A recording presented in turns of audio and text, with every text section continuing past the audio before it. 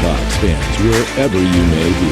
Welcome back for another edition of the Seahawks Playbook Podcast. Join your host, Bill Alvstad, and co-host, sports writer and football analyst, Keith Myers, as we talk Seahawks football.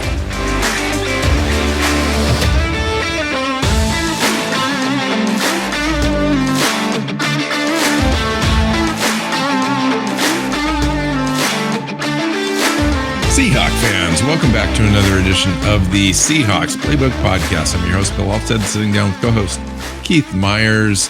We're talking our first look, early look at the 53-man roster, what we think the roster is going to turn out to be. We've got a little bit of a debate, probably forthcoming on a few players, and just talk about our roster building ideas. Welcome in, Keith. Yeah, this is going to be a fun show. Like the roster. I mean, this is a way too early look, because but probably pretty dang accurate, I would argue. Yeah, we'll see. There's always guys that come in and then you see them play in training camp in the preseason, and you're like, whoa, I did not expect that. And that's going to be good or bad. And then they make the roster, they fall off the roster. So, yeah, I mean, it's a way too early look because of that. Like usually we do this a week before rosters are set, and it's more of a challenge. Who can get the most right? Doing it now is more I don't know. Full on speculation. Oh yeah, and it's all just for fun, and that was part of the whole idea with this is we just get to go in and kind of enjoy ourselves and have a look at what we think. So let's just start at the top with quarterback. How many do you have on the roster? I've got two. Me I too. got two quarterbacks, Drew Lock and Geno Smith. Yep. There could be something else that's not in mind right now coming from outside the team but Jacob Eason is just a training camp guy that's going to take some snaps to make sure the other arms aren't getting too tired. That's his role, and he may or may not end up on the practice squad depending on how the team views him after this round of him showing up. And they may bring somebody else in from the outside. You just have no idea. But it's Drew Lock and Geno Smith as of now. Yeah. And so you end up with that. I mean, let's say they bring in a Baker Mayfield or a Jimmy Garoppolo, do they keep three, or do you cut Lock at that point? Or do you cut Smith? Smith's contract is guaranteed. I mean, yeah, but it's only $3 million. $3 million of it's guaranteed. So that's not enough to necessarily keep a guy on the roster. I would say Geno Smith and a guy like Garoppolo or a guy like Baker Mayfield are more alike than a guy like Drew Lock, who's has the upside, is really inexpensive and maybe a guy that they'd like to find out about. So I probably would end up going, if it's Garoppolo, I definitely keep Drew Lock and Garoppolo and then let Geno Smith go. Interesting. All right. How about you? Well, honestly, you can cut Drew Lock with no dead money. And if you look at him in training camp and you go, yeah, this guy's not it, get rid of him. There's no reason keeping him. Geno's at least a veteran backup, and you've got guaranteed money sitting there on with him. And if a backup quarterback is a backup quarterback, and the difference between the two of them, $3 million is a lot of money. So I would say they keep Geno. Interesting. Okay. How about running backs, Keith? So running back ended up being a spot where I had a hard time figuring out how I wanted to play this. I mean, obviously Walker makes the roster, and I've got Rashad Penny and DJ Dallas making the roster as well to give me three. And then I went back and forth with Travis Homer, and then I put Nick Bellore as a fullback in there. And then they ended up getting put there and then removed and then put back and then removed. And in the end, I went with just those three. Interesting. So you and I are going to have a tremendous amount of differences just based on this category, because I've loaded this thing up. I've got 6 running backs making the roster, including Nick Bellore. And that means that your other categories are going to be fuller than mine. And so it'll be interesting to see. I kept Chris Carson for now. He's on the roster. I make it until he's not. I think that I'm just doing that out of respect to Chris. So he's part of my room. Rashad Penny, Travis Homer, DJ Dallas, Kenneth Walker, obviously Ken Walker, and Nick Bellore is the fullback, really that special teams category. We talked before the show where we were going to put Nick Bellore. I told you I put him on my offensive side of the ball. You could add him to the defense depending on how your roster is formed, but it really in the end doesn't matter. You're still going to end up with 53, but that's me. I loaded that thing up, Keith, with running backs. That's where we diverge. Yeah. And so, I mean, Nick Bellore is on my roster too. So and he's there, he will be the fullback. So that's 4, you have 6, but we also, you went with respect for Carson, you got to put him on there until he's not. And I was trying to be more realistic. We know where he's at with his neck. We've heard Pete Carroll talk about how guys just never know when it's time to call it and all of that. So we kind of know where that's going. So I went ahead and didn't do that. It really comes down, the difference here is Travis Homer and whether he makes it or not. He probably does. I just really wanted to keep another receiver. So that's what I did. Yeah. And I figured maybe that's where you were going. So it came down to Homer or a receiver, and I kept a receiver. All right. Let me see. I'll go first on this category, and let me see where I'm missing the guy that you really want. Mm-hmm. Tyler Lockett, DK Metcalf, obviously, Dwayne Eskridge, D. Eskridge, and Freddie Swain rounds out the top 4. And then for my 5th, I added Bo Melton. And I left everyone else off for now. See, my 5th, I added Young. Out of Lenore Ryan University, because I really like his profile. I really do. He is huge, fast, going to be a special teams god at, and that's where he needs to win. That's where he needs to win this job. Yeah. And has the upside of being a guy that can, change a game. The way Metcalf does, given development time, given the time to learn how to run a route properly and that kind of stuff. So, he was the guy that I had to put on the roster. And tried to we've talked about Bo Melton as being a guy that may be likely to end up being the guy that's elevated, but now you're saying Tariq Young is the guy. I have Bo Melton on there too. That's what I mean. I needed a 6th spot for Young. And I really struggled with not putting Goodwin on there too, just to give them a veteran, slot guy that can come in and move chains. But ultimately the young talent of Eskridge, Young, and Melton was too much for me to go with the veteran. That is pretty enticing. That is really, I mean, that's speed and shifty ability and yards after catch possibilities in this offense. That is a lot to overcome for like Marquise Goodwin or Penny Hart or Cade Johnson and so forth. Some of the other guys are going to be outside looking in, peripheral guys. But Bo Melton is interesting. I mean, you never know with these rookies, especially 7th round guys, whether they're overvalued in the draft or not. You just never know until everyone comes into camp and gets the pads on it and really goes for it. It'll be interesting. That's an interesting competition. But so like you've got an extra running back because you got Homer, and I've got an extra receiver, which is, Young. So we end up with. It sounds like very different because you're like, I've got 6 running backs, and I've got 3. Well, including Nick, yeah. But one of them is Nick Bellore and one of them is Chris Carson. So in the end, like it works out. We're actually fairly similar at this point. Yeah, you may be right. Travis Homer is on the bubble this year, and it could be because one of these wide receivers take his spot, and they just don't need that many running backs on the roster. And it'd be interesting to see what happens with Chris Carson. If Chris Carson's on the roster, I think Travis Homer might be off. I don't expect Chris to be back.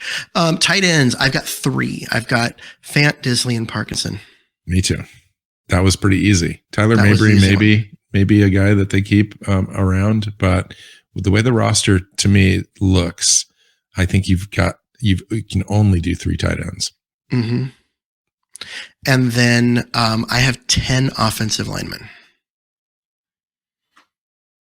How many do you have? You have 9. At tackle, Cross, Lucas, Curran, Forsyth. Yes. At center, Blythe and Shepley.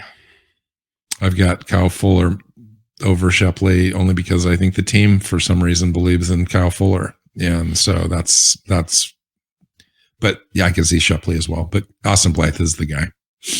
Yep. And then I have 4 guards with Lewis, Jackson, Haynes, and then Gilmore. I was really circling back to Shamarius Gilmore, but I left him off and I only went with 3 guards. But you could definitely be right. I understand as well, Matt Godel, the guy from Tacoma, I believe originally, is a guy that they're interested in as well. But Shamarius Gilmore apparently has really impressed. He has the coaches early in the process. Very quickly picked up the running game and the scheme, and has shown, like within the drills, that he's already got some developed technique in terms of keeping his pads low and you know the stuff that you really want to see from a rookie, especially an undrafted rookie. And I didn't want to go with 3 guards because what happens if you have injuries, and that's why I went with 4. And honestly, you're probably right, given 9 and dropping Shepley and instead keeping Fuller, because Fuller can play guard. That's what I was thinking. And so he becomes the backup center and the 4th guard, and it would allow you to keep 9. I just want to see what Shepley gives us, and that's why I had him. But if I added him, I had to add a 4th guard. And besides, I also wanted to keep Gilmore. So did you end up with 25 on the offense? I did not. I ended up with 24 on the offense. And I've got, I've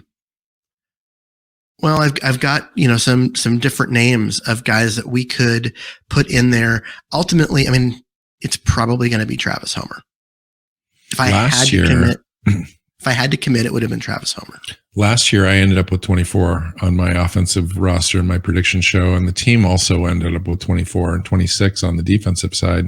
I'm just curious as to where we end up this year. It'll be very interesting. So I'm at 24. That's also with Nick Bellore as a defensive player. So you move him to the offense, make him, put him on the as the fullback instead of at linebacker, and then you keep one of the other guys that I've got on this list. And honestly, that could very easily be how they handle it. Or you leave Bellore as a linebacker and you drop Travis Homer in there. This will be seriously the 4th or 5th year that Nick Bellore has come up in the conversation about roster building and how we assign him because of his special teams play.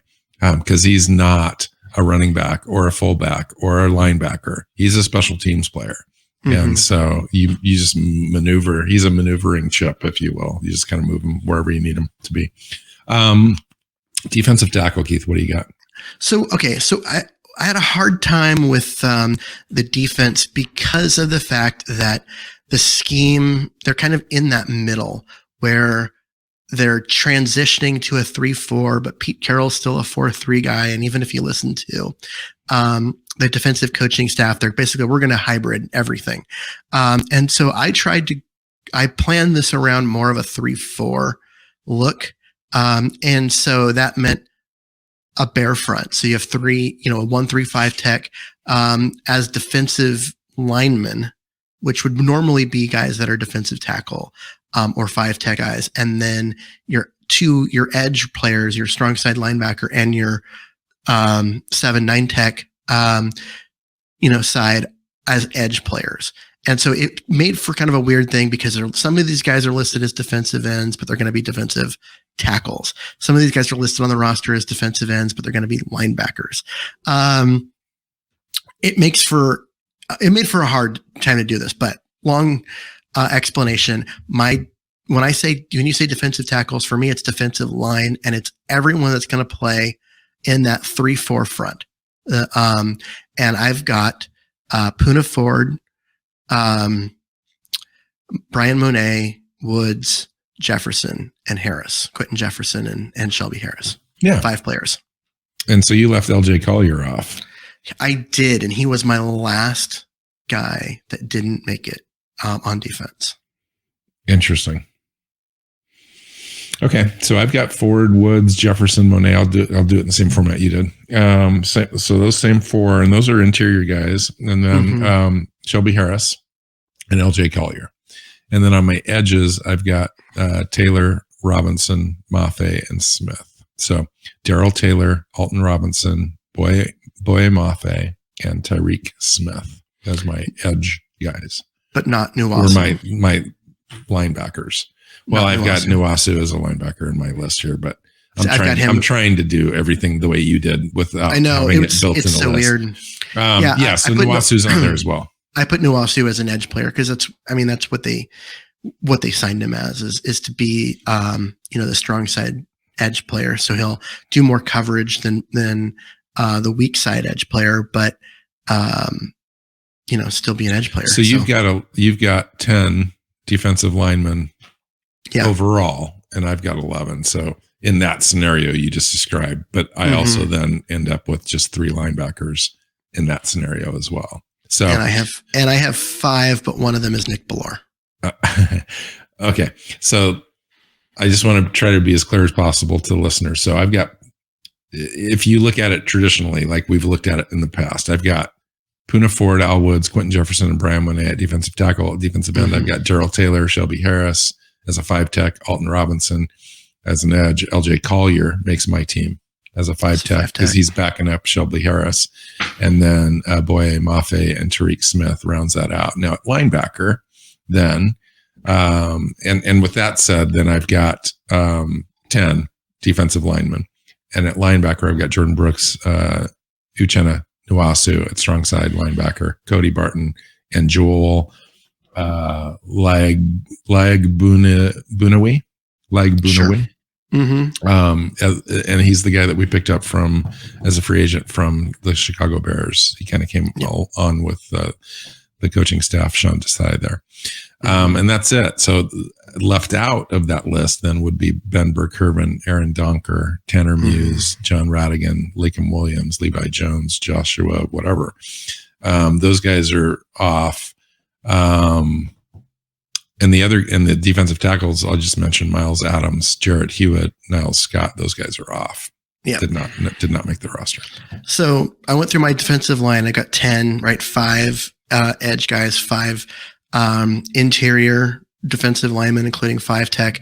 My linebacker is off the line of scrimmage linebacker. So these would be middle linebacker or interior linebackers in a 3-4 or middle linebacker, weak side linebacker. So the Bobby Wagner and KJ Wright positions in a 4-3, and Brooks, Barton, the guy whose name you couldn't pronounce, and I'm not even going to try, that started with an L.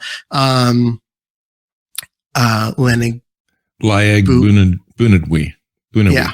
I put Nick Ballore in that group, and I have John Radigan making the roster as the interesting as the last one, because I think they liked what they saw from him last year, and he played special teams well. And to give them John Radigan over LJ Collier is essentially what you've done. Okay. In my, comparing our lists together, we have all the same players except for those two. Because it creates some more balance. Because you going in with 3 linebackers, you're exactly right. No, the first time somebody rolls an ankle, now you don't have any backups. Who's the backup to Shelby Harris though? Quentin Jefferson. Yeah, I mean, you can put Quentin Jefferson there. You can. It's pretty. Otherwise, it's pretty light. You can move Poona Ford outside and bring Monet in as the nose. Mm-hmm. Remember that you're in a 3-4. The responsibilities are different than they are in a 4-3, and so you can move guys like Poona Ford around a little bit more.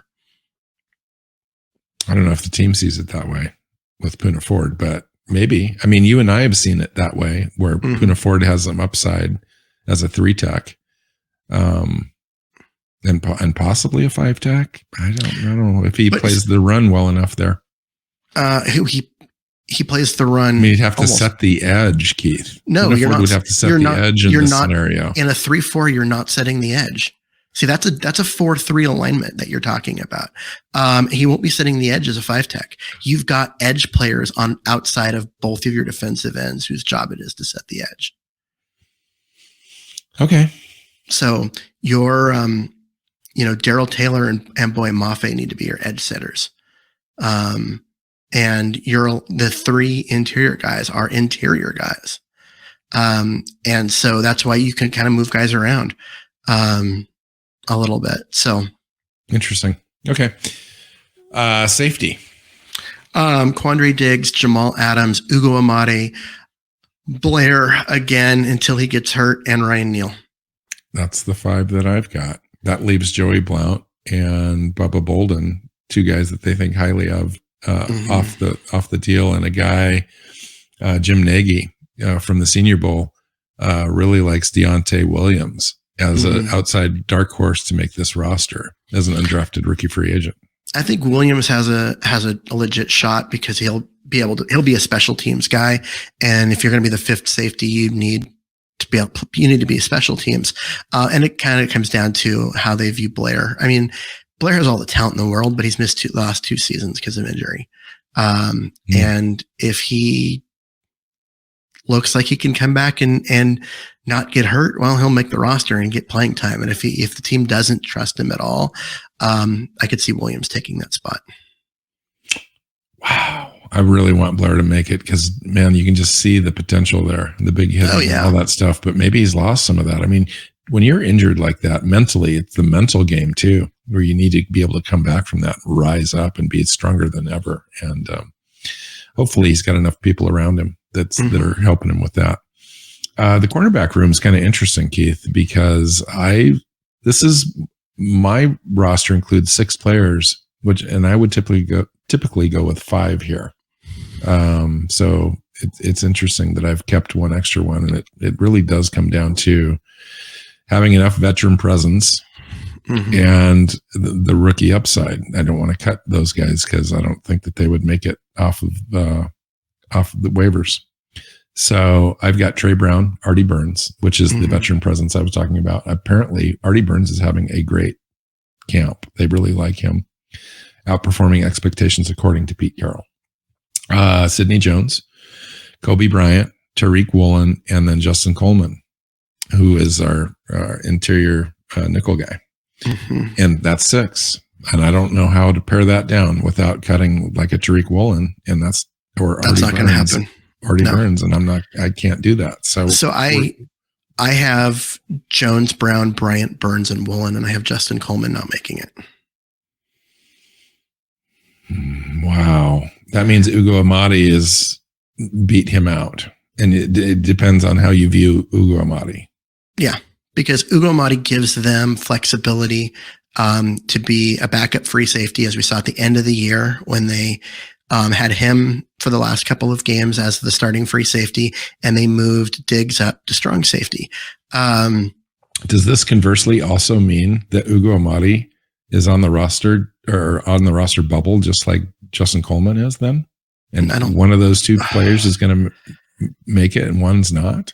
I mean, I would say that Amadi's flexibility to play corner and safety gives him the nod.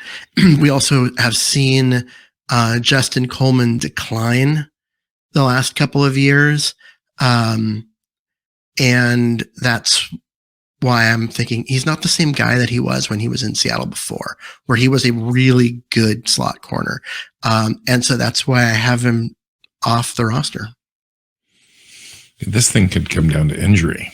It does. I hate to say that. I hate to say that, but man, there's some talent here that we're going to leave off the roster. Whether it's Joey Blount, Bubba Bolden, Justin Coleman, Ugo Amadi, Marquise Blair, Michael Jackson. Beat it. No, the cornerback who played pretty well, and when he got on the field, but then got hurt, was deep on the depth chart last year. But he played well once he got on the field. But John Reed did too. Yeah, John Reed did okay. Jackson actually, John Reed played outstanding in that Arizona game at the end of the year. Wow. So you've got 5 corners. That's how you got it down 5 to corners, 20. 5 safeties, 5 interior linebackers, 5 interior defensive linemen, and 5 edge players. It's easy to play it that way in June. It is. And you mentioned early on in this show that this is the way too early 53-man roster prediction show. Mm-hmm. And that's why, because when you get to camp and you see all these players playing, you're going to have, you've listed, by my own count, 4 or 5 guys that are on the bubble that could go one way or another, depending on how things shake out in camp. So this is because, like I said, I got myself to 52, and I knew that I could move Nick Bellore to either side because you wanted to keep it 25-25 just because that's what teams do. And but you can put Nick Bellore on either side. So right now I've got 24 and 24, and then Nick Bellore. And then competing for that last spot would be LJ Collier, Marquise Goodwin, Travis Homer, John Radigan. No, John Radigan's on it. Justin Coleman, Michael Jackson, Ben Burkervin. Yeah. Wow. Yeah. Right. And help listeners and viewers out when you rattle off all those names. They're coming from different position groups, offense and defense. What are you doing in your brain to kind of make it so it's those guys? Those are your bubble players, essentially. Those are my bubble players. Those are all guys that are just off the roster. But there's one spot left. And because you have all of your starters and depth and everything that you feel like you need locked in, that 53rd guy can come to any position. There's not as much positional value because you're talking about, the last guy in the depth chart as far as that. So do you want a 6th defensive lineman for those 3 spots? Well, then you take Collier. Do you really want a 4th running back? Well, then you keep Travis Homer. What are some of the considerations beyond what you're saying, like injury considerations and special teams and who provides? If you had $100 bill and you had to put it down on the table for one of those guys, based on all the factors, who do you got? Travis Homer, because this team has struggled to keep running backs healthy. He has been a very reliable 3rd down back, and he can be a punt returner. I would also turn around and say it might be Ben Burkervin because of his coverage ability on kickoffs and punts, his ability to get downfield and make plays. Even though he's way undersized as an interior. I think maybe they've replaced that with a couple other guys here. So, yeah, interesting. Wow. I would say out of all those, I might go with like a Justin Coleman. From the perspective of a veteran in the cornerback room, and the injuries that Marquise Blair has had. And I know they don't play the same position, but it is part of the defensive back room, and Amadi's diversity kind of covers for Blair a little bit. But if he needs to cover for Blair a little bit, it might mean that Justin Coleman needs to be available to play more nickel minutes. Yeah. And snaps. And you could do the same thing for LJ Collier. You got a young guy that's really kind of coming into his own, possibly, at least the way the team views it. And there's a little bit, you're asking more scheme diversity if he's off the roster from a guy like Poona Ford. Whereas if LJ Collier's on the roster, Poona Ford can stay in his lane. And LJ Collier is potentially a better backup to Shelby Harris than I think people are thinking. You also have Quentin Jefferson in that role as a Shelby Harris backup. So that's true, Keith. So yeah. Interesting. Ben Burkervin, though, is to me on the outside looking. I think so too. Like I said, you asked me to pick one. I picked Travis Homer off that list of guys. I just think that he is most likely to make it, just based on the reasons I said earlier. Cool. Fun show. I think that's pretty close to where we're going to be. It'll be really interesting. I'm definitely saving my spreadsheet roster that I've created here to see exactly where we land. So if people are wondering how 25 and 25 adds up to 53, it's because we've both said it's a given that Myers, Dixon, and Ott, the three specialists, right? Kicker, punter, and long there you go, all make the team. That's how 25 and 25 add up to 53. And we've given them 10 seconds of our show now. And so that's all they are going to need on a roster show because they're making it. Yeah. Cool. Anything else? And we'll get out of here. No, let's get out of here.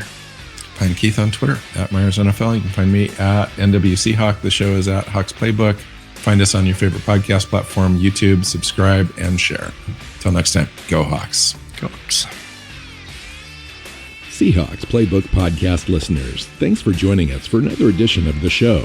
You can find us on Twitter. Bill is at NWC Hawk.